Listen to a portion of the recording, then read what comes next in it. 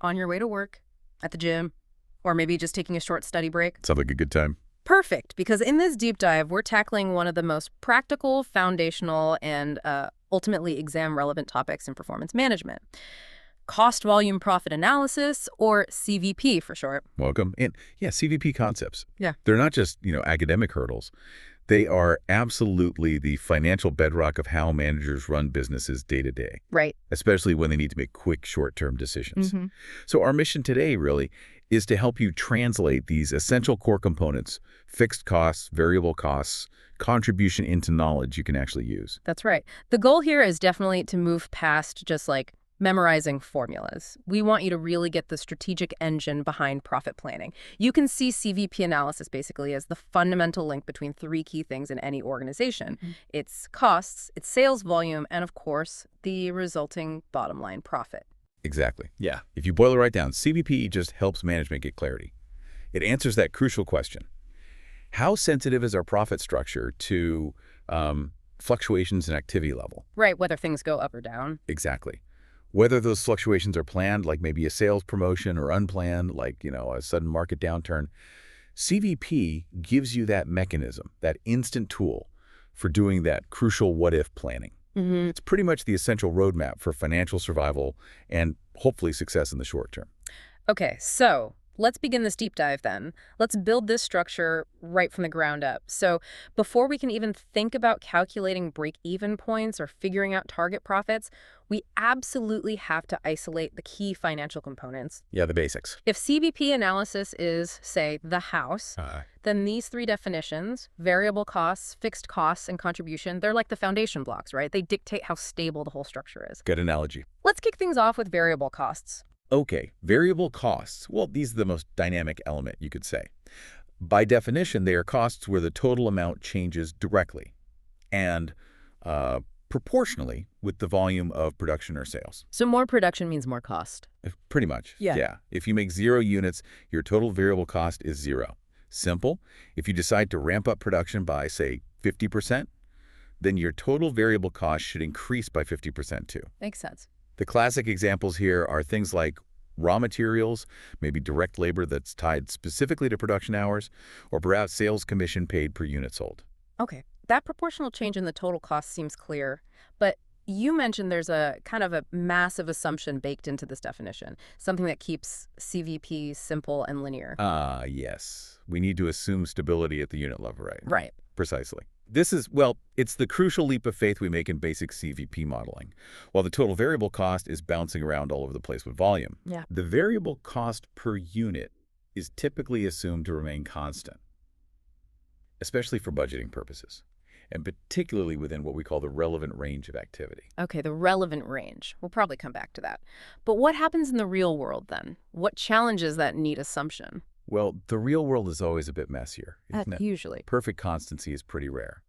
For instance, if you dramatically increase the volume of materials you're buying, you might get a volume discount from your supplier, right? Okay, yeah. That would actually decrease your variable cost per unit. Yeah.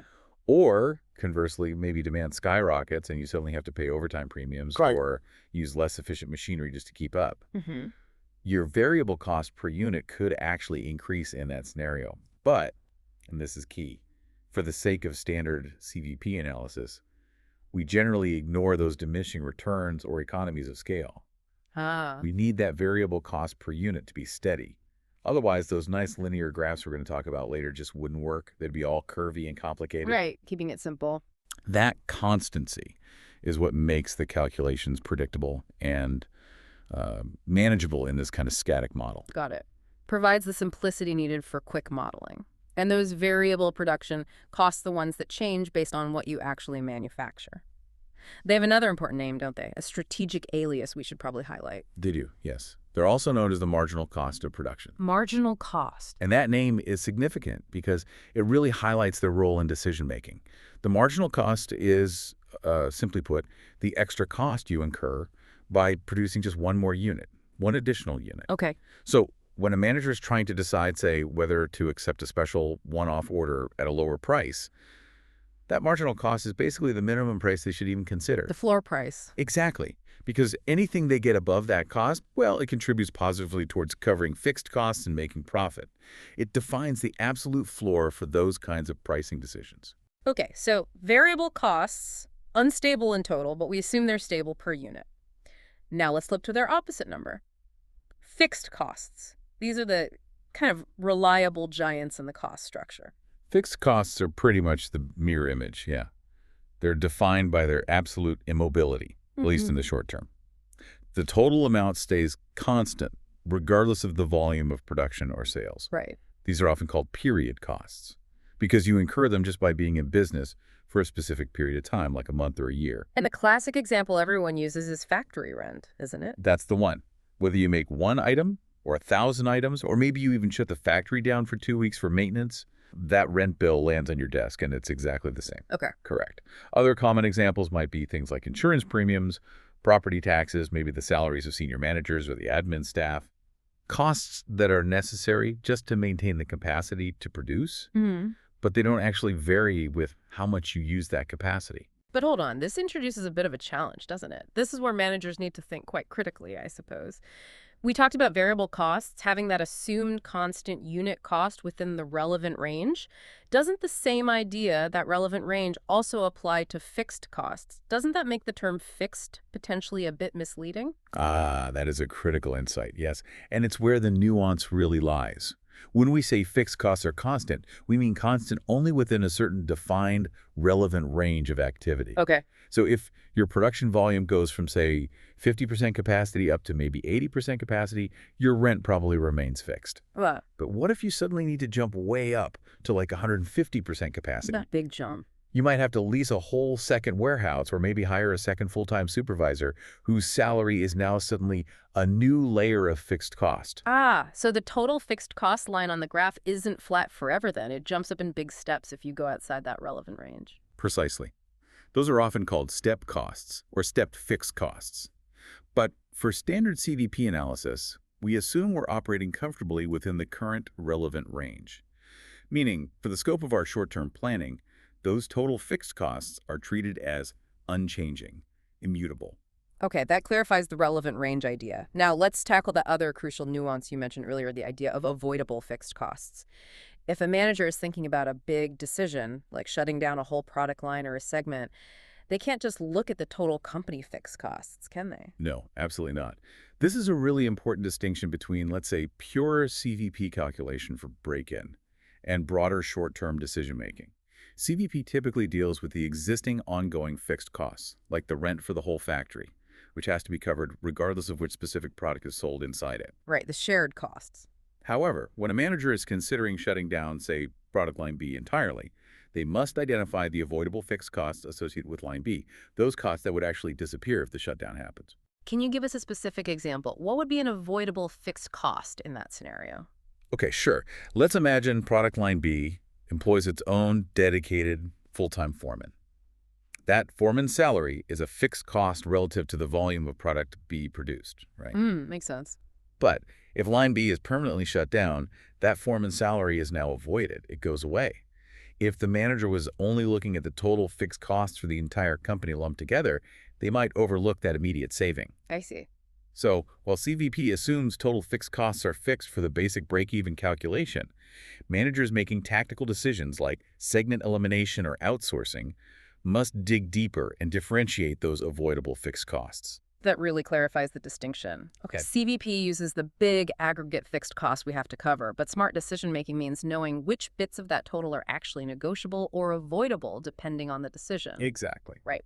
Now let's bring it all together. Let's talk about the concept that really sits right at the heart of CVP analysis. Contribution. Contribution. Yes, this is without a doubt the hero metric in CVP. Yeah. It's fundamentally defined as simply the difference between the selling price per unit and all the variable costs per unit. Selling price minus variable costs. Correct. Or you could also think of it as the profit generated by a unit before you even consider covering the fixed costs.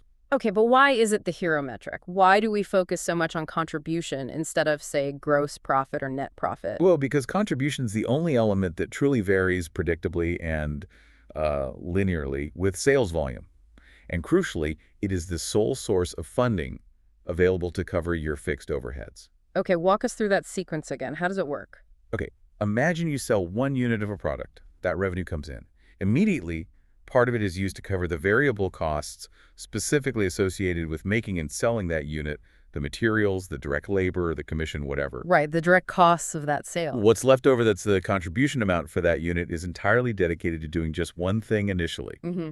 chipping away at the big mountain of total fixed costs. Okay. Every single dollar of contribution generated gets you $1 closer to wiping out those fixed costs, getting you closer to zero loss. Ah, so it's like you said before, like having this massive bucket of fixed costs that every single sale is trying to fill up, drop by drop. Exactly. That's a perfect way to visualize it. And once that bucket is finally full, meaning once the total contribution generated from all sales equals the total fixed costs, the business hits the break-even point. Mm-hmm. And from that exact point onwards, every single dollar of contribution generated by every subsequent unit sold doesn't need to fill the bucket anymore. It becomes a dollar of pure, unadulterated profit. Ah, okay. And that is precisely why CVP analysis centers entirely on contribution. It's the direct lever managers can pull and understand for profit planning. It shows the immediate financial impact of every single marginal sale. Okay, understanding contribution leads us perfectly into the most fundamental metric, really, for any manager, the break-even point. The magic number. This is that level of activity, that volume, that results in precisely zero profit. So you're no longer losing money, thankfully, but you haven't quite reached the goal of actual profitability yet. Yeah, the break-in point is basically the benchmark for survival, isn't it? The equation story behind it is, well, it's quite elegant in its simplicity. Break-in is reached precisely when the total contribution earned from all the units sold is exactly equal to the total fixed costs incurred during the period. Contribution equals fixed costs. That's it. If the total revenue generated by your sales is perfectly offset by the total costs you've incurred, that's variable plus fixed, you are at zero profit. You've broken even. And mathematically, how do we express that? How do we calculate the number of units needed?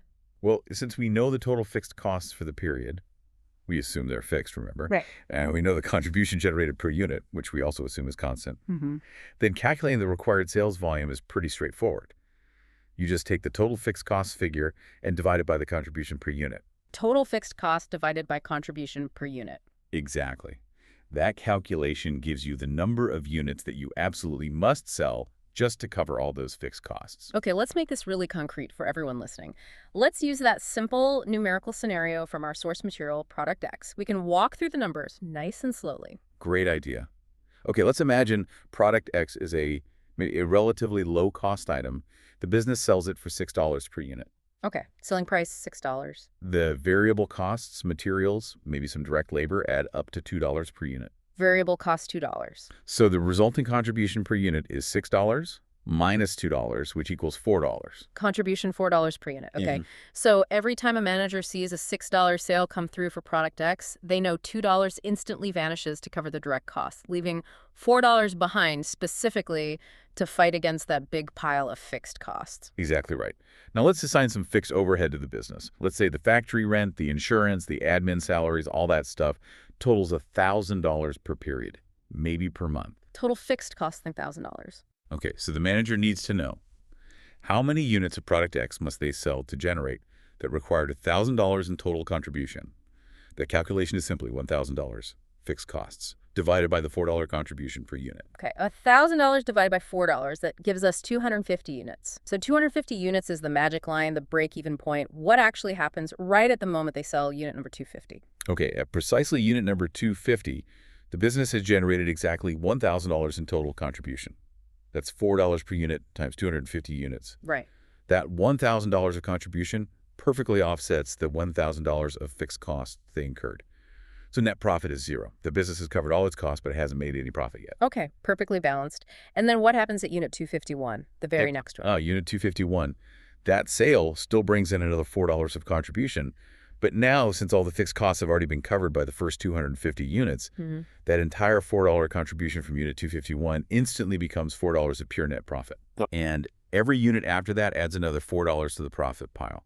That boundary, moving from just covering fixed costs to actually generating pure profit, That's the huge psychological and financial inflection point for any business. Yeah, I can see that. That numerical story is crystal clear. But, visualization, especially when you're studying or trying to explain this, is often the key to really making it stick. Absolutely. Can you help us, maybe help the listener pause for a second and really picture those two classic CVP visualization methods? Let's start with maybe the slightly more complex one first, the traditional break-even chart. How did that look? Okay, let's spend a moment visualizing this. Picture a standard graph in your mind. The horizontal axis, the x-axis, tracks the volume of activity, so the number of units sold, starting at 0 on the left and increasing as you move to the right. Okay, volume on the bottom. The vertical axis, the y-axis, tracks costs and revenue in dollars, also starting at 0 at the bottom left corner and going up. Got it. Axes defined. Now, where does the cost structure begin on this chart? Right. The first line we have to draw is the total fixed cost line. In our example, that was $1,000. So you find the $1,000 arc on the vertical dollar axis, and you draw a perfectly horizontal line straight across the graph from that point. Okay, a flat line at $1,000. Yes. This line represents the minimum cost the business incurs even if it produces and sells 0 units. It's flat because, remember, we're assuming within this relevant range, this cost is constant regardless of volume. That's the baseline cost. Okay, now we need to add the variable part. Exactly. That gives us the total cost line. Now, this line starts where the fixed cost line starts. So it starts at $1,000 on the vertical axis when volume is 0. But from there, it immediately slopes upward and to the right. Okay. The steepness of that slope, that's determined by the variable cost per unit, which in our example was $2. So for every 1 unit you move to the right on the volume axis, the total cost line climbs upwards by $2. Ah, okay. So the gap, the vertical distance between that flat fixed cost line and the sloping total cost line, that actually represents the total variable costs incurred at any given volume. Precisely. You got it. Now we need to bring in the money coming in, the total revenue line. Okay. This line is actually much simpler. It starts right at the origin. 0 volume means 0 revenue. 0, 0. And it slopes upward and to the right, typically much more steeply than the total cost line, assuming you're eventually going to make a profit. Mm-hmm. The slope here is defined simply by the selling price per unit, which was $6 in our example. Okay, so the total revenue line starts at 0 and goes up $6 for every unit, while the total cost line started at $1,000 and only goes up $2 for every unit. If the revenue line is steeper, they absolutely have to cross somewhere. They must, exactly. And the point where that upward sloping total revenue line intersects, where it crosses over the total costs line, that is, the visual manifestation at the break-even point. Ah. In our scenario, that crossing point happens at 250 units on the horizontal axis. And if you look across to the vertical axis, that corresponds to $1,500 in both total revenue, $6 times 250, and total costs, $1,000 fixed, plus $2 variable 250 units. And this chart clearly shows the different zones too, right? Loss and profit. Yes, absolutely. The area to the left of that intersection point where the total cost line is physically higher than the total revenue line, that whole triangular area represents the loss zone. The vertical distance between the two lines in that zone shows you exactly how big the loss is at that volume. Mm-hmm. Then, the area to the right of the intersection, where the total revenue line pulls ahead and is above the total cost line, that's the profit zone. The growing vertical gap there shows the increasing profit as volume increases. This chart visually tells the entire financial story: costs, revenue, break-even, loss, profit, all based on volume. That's the classic view. Very comprehensive. Now let's quickly switch to the second visualization method, the profit volume chart, or PV chart. You mentioned earlier, and I agree, this one often simplifies the concept, especially for managers just wanting the bottom line. It does, yeah, because it basically cuts out the clutter of tracking costs and revenue separately. This chart plots only one thing: the resulting net profit or loss directly against the volume. Okay, so the axes are the same. Volume on the bottom, dollars on the side. Volume on the horizontal axis, yes. But the vertical axis now represents net profit or loss in dollars. So 0 is in the middle of the axis, with positive profit numbers going up and negative loss numbers going down. Got it. So where does the profit loss line start on this chart? At 0 volume. Right, think about it. If we sell 0 units, we haven't earned any contribution at all. But we have still incurred our $1,000 in fixed costs. Therefore, at 0 volume, the company's making a loss of $1,000. So the line starts on the negative side of the dollar axis, specifically down at minus $1,000. Okay, starts in the loss zone, and as volume increases. As volume increases, the line slopes upward and to the right. But here's the neat part. Instead of sloping by the selling price, $6, or the variable cost, $2, The slope of this line is determined exclusively by the contribution per unit, which was $4 in our example. Ah, the $4 contribution. Yes, so for every 1 unit we move to the right on the volume axis, the loss decreases or the profit increases by exactly $4. So the break-even point on this chart is simply where that upward sloping line crosses the horizontal volume axis, where the profit loss is 0. Exactly. When the line hits the horizontal axis, the dollar amount on the vertical axis is zero, zero profit, zero loss. And that crossing point, in our example, is right at our 250 units. Mm-hmm. The big benefit of the profit volume chart is that it instantly, visually shows you the exact profit or loss at any level of activity without the potential confusion of separating out the fixed and variable cost components like the other chart. It's very direct. That's excellent, really clear. Now let's move beyond just thinking about survival, about hitting 0. This is where CVP really shows its power for planning, isn't it? It's not just about reaching break-even, it's about setting actual profit targets. Oh, absolutely. CVP is incredibly flexible for goal setting. Managers, let's face it, rarely aim for 0 profit. That's not usually the goal. Hopefully not. They aim for a specific net income figure. So, to incorporate a target profit into the CVP model, managers simply adjust their thinking slightly about what needs to be covered. So instead of just needing to cover the fixed costs. Exactly. They treat the target profit amount they want to achieve plus the total fixed costs as the combined total figure that needs to be covered by contribution. Ah, okay. That combined figure, fixed costs plus target profit, becomes the new required total contribution the business must generate from its sales. Okay, let's go back to product X one last time. We had $1,000 in fixed costs and the contribution per unit was $4. Now, if management decides the goal for the period is to make an additional $300 profit on top of covering all their costs, how does that change the calculation? How many units do they need to sell now? Right. So the required total contribution instantly jumps. It's no longer just $1,000 to break even. It's now $1,000 fixed costs plus $300 target profit, which equals $1,300. $1,300 total contribution needed. Yes. The manager then takes that new target contribution of $1,300 and divides it by the contribution they get from each unit, which is still $4. Okay, $1,300 divided by $4 per unit. That comes out to 325 units. 325 units. That's the answer. And this clean, direct calculation really demonstrates the power of CVP for planning. It provides a clear, non-negotiable requirement. Mm-hmm. Managers can instantly translate that financial target, we need $300 profit, into tangible operational requirements. Okay, team. Sales needs to sell 325 units, and production needs to make sure we have 325 units available. It creates a direct line from the financial objective to the required activity level. And that link is absolutely fundamental to performance management. Okay, so now we've established how to figure out survival, the break-even point, and how to calculate what's needed to hit specific profit goals. Now we need to move into assessing kind of the robustness of those goals. Yeah, how risky is the plan? Exactly. Managers need more than just a single target number. They need context, they need risk assessment, and they probably need some efficiency metrics too. This brings us neatly to the two key metrics we use to gauge stability and maybe profitability independent of just raw volume. Margin safety and the contribution to sales ratio. Two very important concepts. Let's start with the risk exposure side of things, with the margin of safety. What exactly is that? Okay, the margin of safety, often just called MOS, is essentially your financial buffer, your cushion. It measures how much your budgeted or actual sales can fall before the business dips below that break-even point and starts making a loss. So how far away from danger you are? Pretty much, yeah. Yeah. It's your protective cushion against things like maybe your sales forecast was a bit too optimistic, or maybe the market takes an unexpected downturn, or perhaps there are just some operational hiccups that slow things down. This sounds absolutely critical. I mean, for setting any sort of realistic budget, you'd need to know this, right? Tell us more about how it helps in risk assessment. Well, it directly quantifies your vulnerability.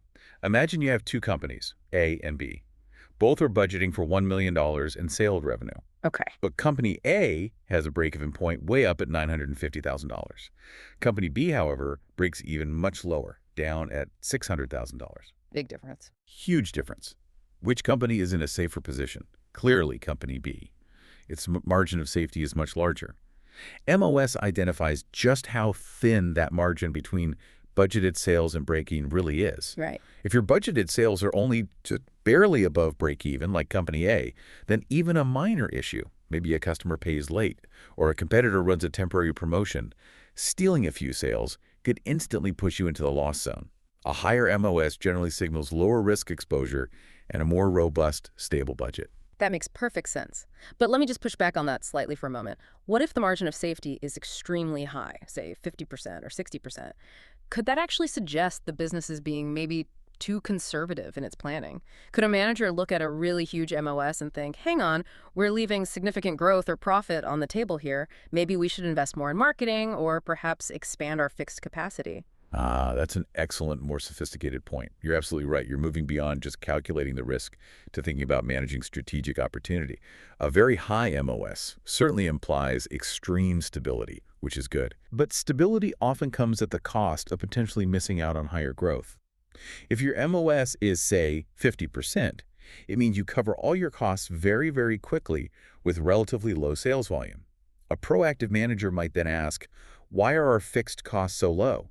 Should we perhaps invest in some automation or better technology? That would likely increase our fixed costs. Right, reducing the MOS initially? But it might significantly reduce our variable costs per unit, therefore increasing the contribution per unit and potentially maximizing our long-term profit overall, even with a slightly lower MOS percentage. Interesting. So MOS acts almost like a continuous barometer then. If it's getting dangerously low, your focus shifts to cost-cutting survival tactics. But if it's consistently very high, maybe your focus should shift towards strategic investment and expansion opportunities. Exactly. It's not just a simple pass-fail metric. Yeah. It's a measure that should prompt strategic reflection on the current balance the business has struck between stability and, let's say, aggression or growth focus. Okay, that's a great perspective. Let's quickly apply it to our Product X example again. We established the break-even point was 250 units. Now, if management budgets for sales of 300 units for the next period, how do we calculate that buffer, the margin of safety? Okay. First, we can calculate the margin of safety in absolute units. That's simply the budgeted sales units, 300, minus the break-even sales units, 250, which equals 50 units. 50 units buffer. That's the absolute buffer, yes. However, managers usually prefer to see it as a percentage because percentages are much easier to compare across different time periods or different products or even different divisions of a company. Right, standardizes it. Exactly. So to get the percentage, we take the buffer in units, 50 units, and divide it by the total budgeted sales units, 300 units. Okay, 50 divided by 300. That gives us 0.1667 or 16.67%. A margin of safety of 16.67%. What does that tell the manager? It tells them that actual sales can drop by precisely 1/6, 16.67% below the budget before the company starts losing money on Product X. That number gives them the context to decide if that budget is acceptably safe, or maybe if a contingency plan is needed in case sales forecasts start dipping below, say, 280 units. It provides that practical day-to-day measure of risk exposure. Right. Okay, so MOS tells us how close we are to the financial danger zone. Now, let's move to that second major metric. The contribution to sales ratio, often shortened to CS ratio. Sometimes it's also called the PV ratio for profit volume ratio, which can be a bit confusing. Yeah, CS ratio is probably clearer. Let's stick with CS ratio. You said this is fundamentally a measure of profitability efficiency. How does that work? Well, the CS ratio is quite elegant because it effectively abstracts the idea of contribution away from physical units and translates it into a percentage of sales revenue. It's calculated simply as the contribution in dollars divided by the sales revenue in dollars. Okay, let's use our Product X again. The contribution was $4 per unit and the selling price was $6 per unit. So the CS ratio would be $4 divided by $6. Correct. $4 divided by $6 gives us 0.6667, or let's round it to 0.67, which is 67%. CS ratio of 67%. And that single ratio tells an immediate story. It tells you that for every single dollar of sales revenue this business brings in from Product X, 67 cents of that dollar is immediately available as contribution. Okay. Available first to cover the fixed costs, and then once break-even is passed, available as pure profit. Okay, but what's the big deal about that number remaining constant? Why do we particularly care that the CS ratio stays the same, 67%, regardless of whether we sell just 1 unit or maybe 10,000 units? We care because it provides a measure of profitability that is completely independent of the sales volume. Think back, we established earlier that both total contribution and total sales revenue vary linearly and proportionally with volume, right? Yeah, they both go up in straight lines from zero. Well, if both the numerator contribution and the denominator sales revenue are increasing proportionally, Their ratio must remain constant. Mathematically, yes. And this constancy is immensely useful, especially when you're doing higher-level strategic planning that maybe isn't tied directly to forecasting exact unit production or sales. Okay, this is where we need to maybe dive a bit deeper, like we did with MOS.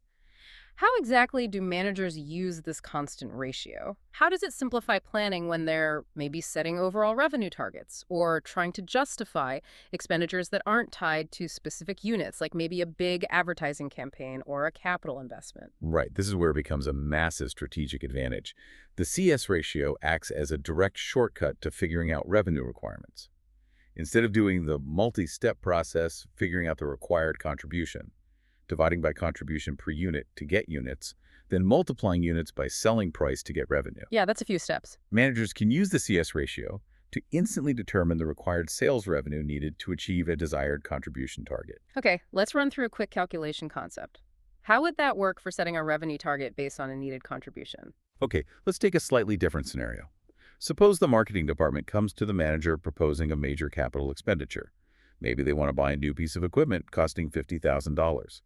And the manager says, okay, fine, but I want that investment to pay for itself within 1 year through increased sales. Reasonable request. The manager knows the company's overall CS ratio is, let's stick with our 67% just for consistency. Okay, so that $50,000 investment for planning purposes acts just like an increase in fixed costs for that year that needs to be covered by extra contribution, right? Exactly. The manager needs to generate an additional $50,000 in total contribution just to break even on this specific investment. Using the CS ratio, they can immediately calculate the required additional sales revenue needed. They just take the target contribution, $50,000, and divide it by the CS ratio, 0.67. Okay, $50,000 divided by 0.67, that's roughly $74,627. Around $74,627, yeah. That calculation instantly tells the manager and the marketing team that they need to generate approximately $74,627 in extra sales revenue next year just to justify making that $50,000 investment today. Wow, that's phenomenal. It completely bypasses the need for detailed unit forecasting, at least in the initial proposal stage. Yeah. It connects the investment decision directly to a top-line sales revenue target. It absolutely transforms the conversation and the planning process. Instead of the manager asking the marketing team, okay, how many extra units can you guarantee you'll sell? The question becomes much more direct. How are you going to generate an additional $74,627 in revenue next year? Right.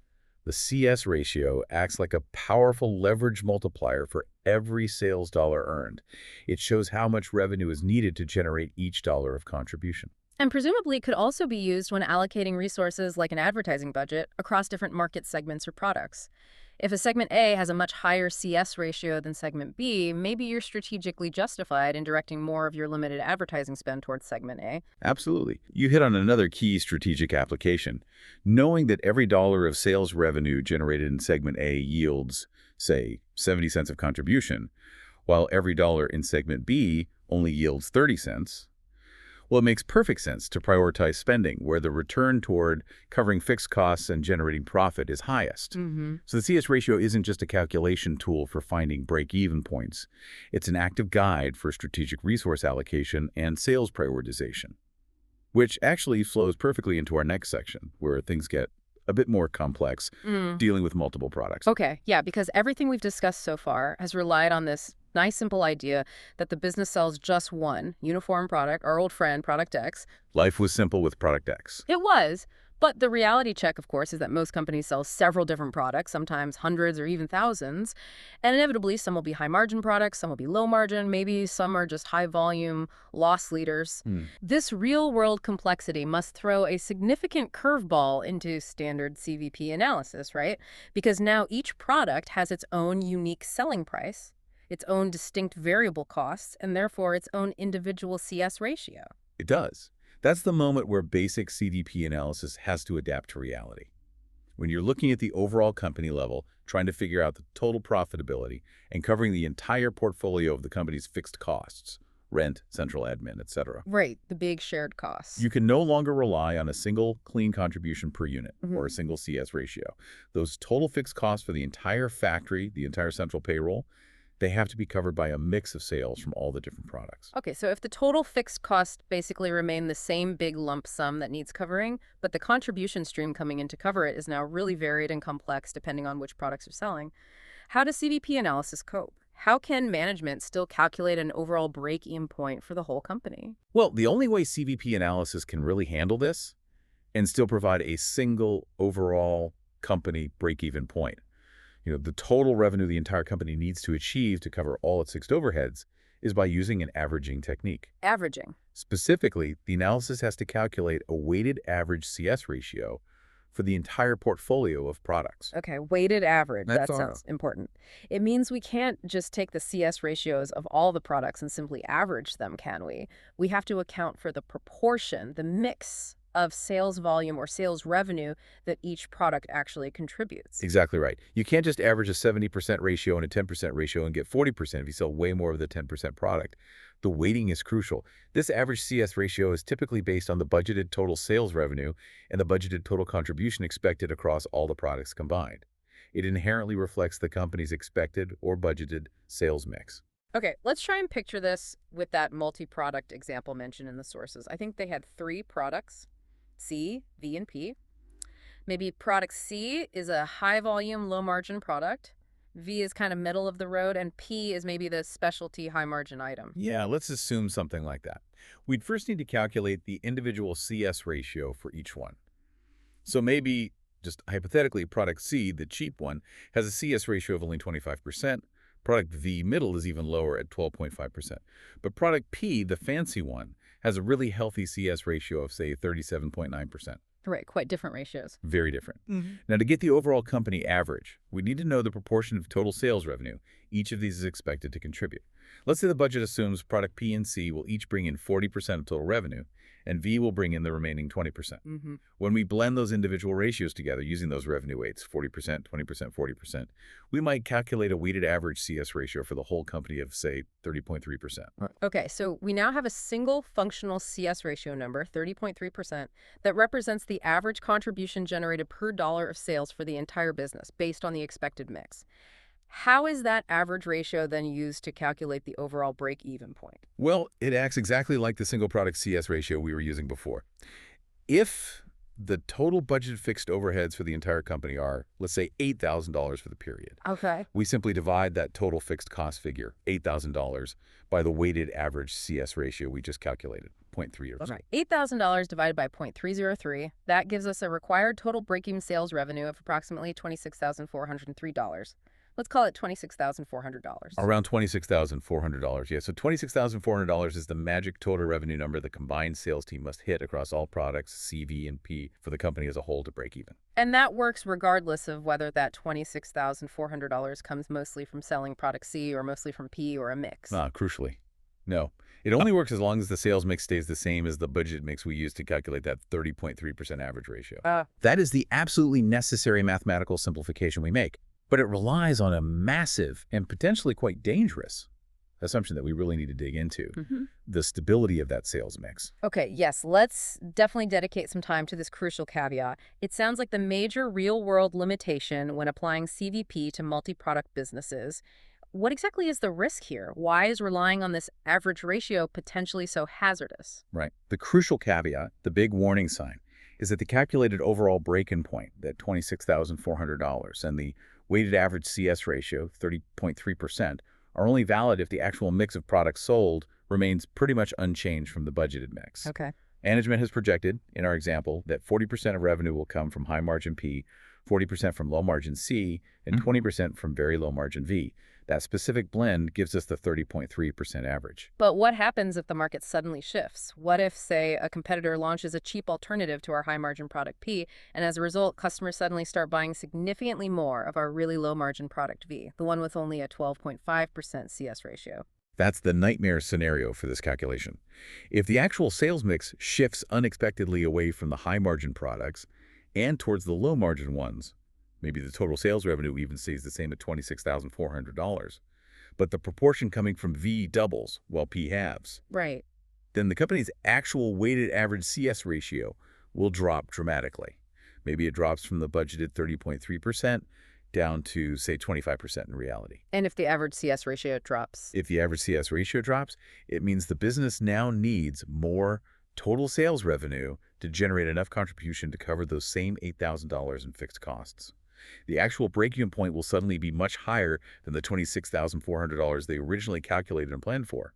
Maybe it jumps to $32,000, $8,000 to 25. Wow, okay, so they could hit their original break-even revenue target of $26,400, but because the mix shifted to lower margin products, they'd actually still be making a loss. Precisely.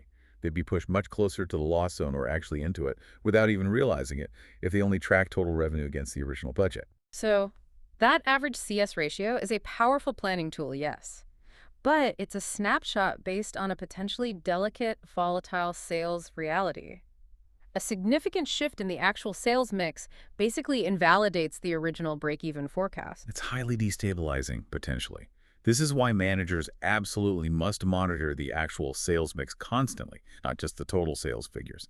If there's clear evidence the mix is shifting significantly away from the budgeted high-margin contributors, the manager can't afford to wait until the end of the period.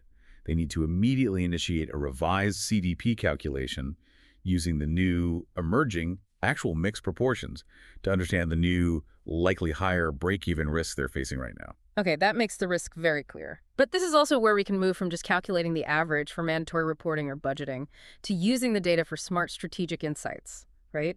Even if the average CS ratio gives the overall financial target, smart managers aren't passive about the mix. They use the individual product CS ratios to actively guide internal strategy. Exactly. This is the practical application that really separates maybe a basic accountant from a true performance manager.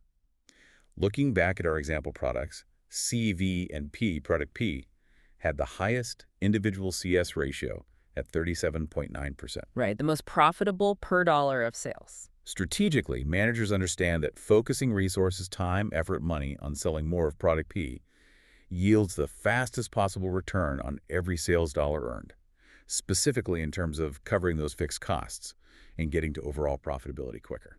So how does that insight translate into actual actionable strategies for maybe the sales team or the marketing department? Well, it should drive internal prioritization across the board.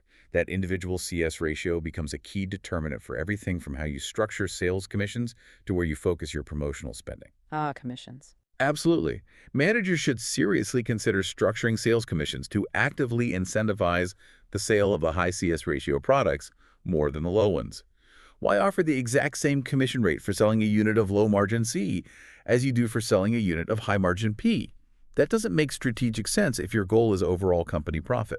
No, it doesn't. If you pay more commission for selling P, that would directly encourage the sales team to focus their efforts on the items that maximize the speed at which the entire company breaks even and becomes profitable. Precisely. And furthermore, when you're making decisions about allocating other limited resources, maybe marketing budgets or perhaps even scarce operational resources like machine time or specialized labor hours, the highest priority should generally be given to the product that offers the best CS ratio. Assuming, of course, that there's sufficient market demand for it. So the CS ratio, both the average and the individual ones, isn't just a passive reporting metric.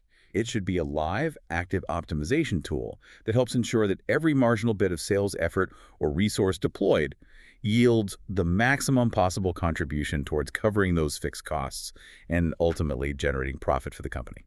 Okay, we've covered a lot of ground on how powerful CVP analysis can be. It provides really clear guidance, especially for those short-term snapshots. But as we've kind of hinted at throughout this deep dive, like any model, especially a simple one, it rests on some pretty significant simplifying assumptions.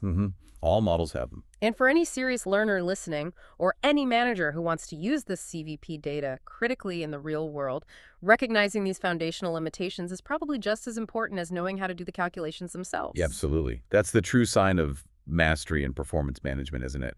Understanding not just the output the model gives you, but also knowing the precise parameters where that model is most likely to start breaking down or giving misleading results. Yeah. CVP basically assumes a financial world that is perfectly linear, perfectly static, and perfectly stable. And let's be honest, that's a pretty rare commodity in most complex modern business environments. Definitely. So let's start by maybe deconstructing the really rigid assumptions that CVP makes about pricing and variable costs. What were those again? Okay, the core assumption on the revenue side is that the selling price per unit remains absolutely constant across all possible activity levels. One price fits all volume. Exactly. But this completely ignores fundamental market dynamics. In reality, managers often have to offer volume discounts to secure really large customer contracts, right? Which means the actual price per unit received decreases at very high volumes. Hmm. Or conversely, if a product suddenly becomes very scarce or trendy, the price might actually increase. Mm-hmm. CVP totally ignores the whole economic concept of price elasticity, the idea that altering the price itself causes the volume demanded to change. Right. So if a manager wanted to use CVP to model the effect of, say, cutting the price to boost sales, the model technically allows you to plug in a new price. Yes, you can change the input. But it assumes that the price cut itself doesn't fundamentally change the demand curve, which is usually the entire point of cutting the price. Exactly. It's a catch-22. You'd have to run CVP as a series of separate, static what-if scenarios. Hmm. Scenario A uses the current price and current assumed volume versus Scenario B, which uses the new lower price and a new externally estimated volume based on that lower price. Hmm. Can't really model the dynamic relationship between price and volume continuously within the basics CVP framework. Okay. And pretty much the same rigid static assumption applies to the variable costs per unit as well. They are also assumed to remain perfectly constant, regardless of the scale of purchasing or production. Yes. But as we touched upon much earlier, large-scale manufacturing often results in significant purchasing economies of scale. Buying 10 tons of steel is very often cheaper per kilo than buying just 1 ton. Makes sense. CVP explicitly disregards these potential supplier discounts, which in reality would likely make the actual variable cost per unit drop as production volume increases. It keeps that relationship fixed as straight line purely to ensure the simplicity and linearity of the model. Okay, so prices and variable costs per unit aren't really constant. What about the other side? Fixed costs. We need to return to that assumption that total fixed costs are completely immutable, even though we already discussed step costs and the relevant range. Right. The basic CVP model assumes that total fixed costs remain constant across the entire range of activity we might be interested in.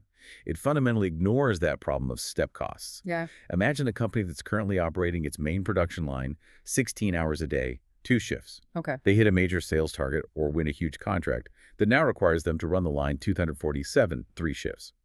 To manage that new third shift, they almost certainly have to hire a whole new set of supervisory staff, maybe security, and perhaps pay a significantly increased fixed utility charge for keeping the factory lit and powered continuously.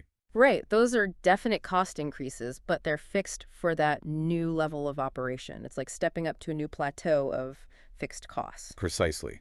That would represent a sudden, significant vertical jump in the total fixed cost line on our break-even chart. And if that jump happens right around the volume needed to achieve your target profit? Well, if that step cost kicks in right at or just before the target profit volume you calculated using the old lower fixed cost level, then the manager relying solely on the simple CVP model would grossly overestimate the profitability at that target volume, because the model failed to account for that sudden jump in overhead required to actually sustain that new higher volume.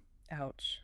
That could be a nasty surprise. It could. Yeah. So CVP is really only safe to use without adjustment if the proposed activity level is pretty much guaranteed to stay within the capacity range supported by the current level of fixed costs. Good warning.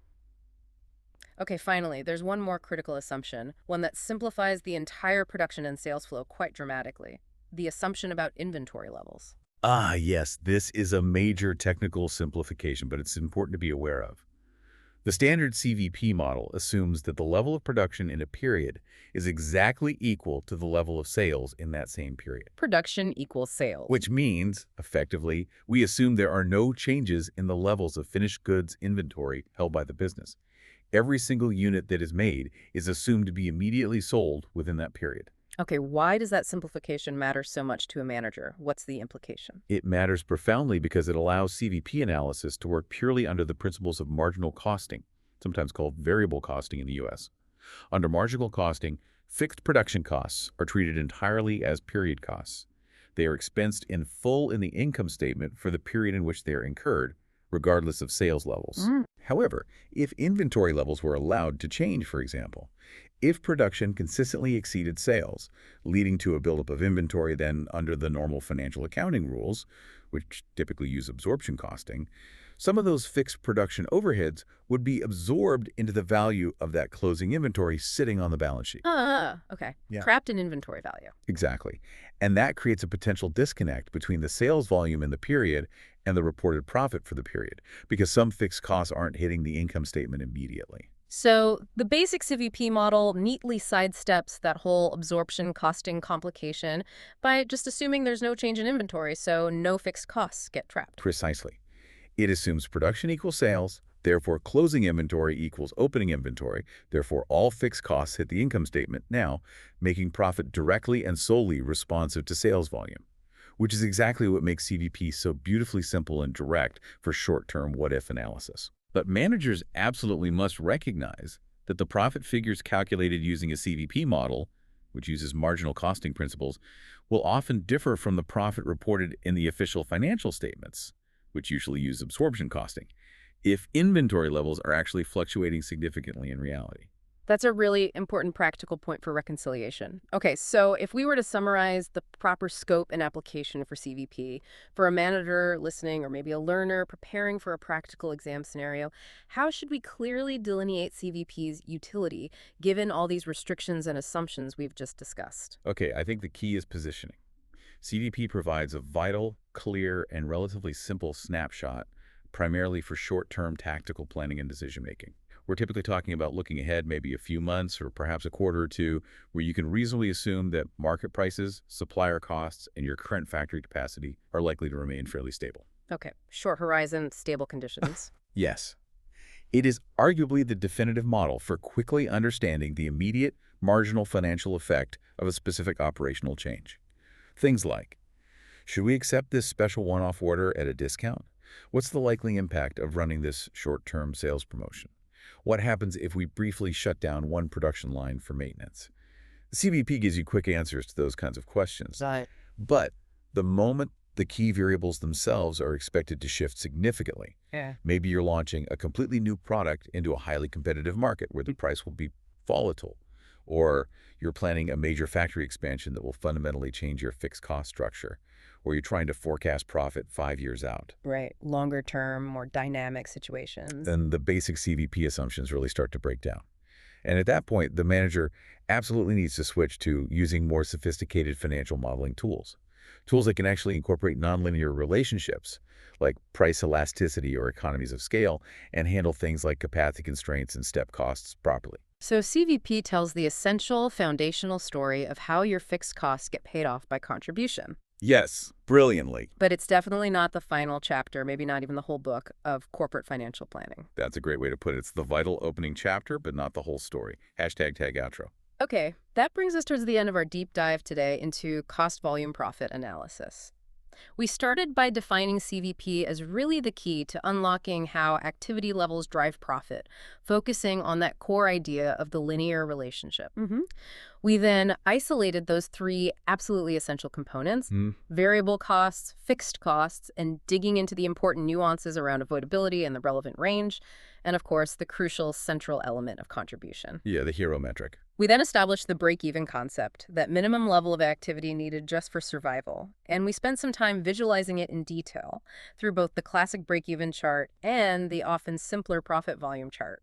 Right. And we expanded that core knowledge by introducing two really essential measures for assessing risk and helping scale goals. The margin of safety, which gives you that necessary financial risk cushion. Your buffer. And the constant contribution to sales CS ratio, which we saw really simplifies revenue targeting and can actively guide resource prioritization. And crucially, we didn't shy away from the real-world challenge of multiple products. We saw how that requires the use of the weighted average CS ratio.